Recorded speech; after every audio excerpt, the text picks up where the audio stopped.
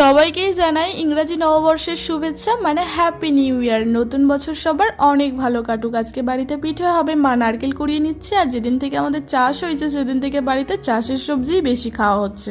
Big basket থেকে grocery item চলে এসেছে। আর এবারে ম্যাগিটা বেশি অর্ডার দেওয়া হয়েছিল, কারণ ভাইয়ের আর আমার মধ্যে প্রায় দিনই এই ম্যাগি নিয়ে ঝামেলা হতে থাকে। তারপরে একটু দোকানে গিয়েছিলাম আর বাড়ি এসে পাখি পক্ষদের খেতে দিয়ে দিলাম।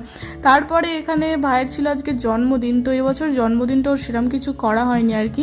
তারপরে একটু কলেজে যাচ্ছিলাম, কারণ আজকে আমার কলেজে ছিল ফর্ম ফিল আপ, তো সামনেই চলে এসেছে আমার এক্সাম।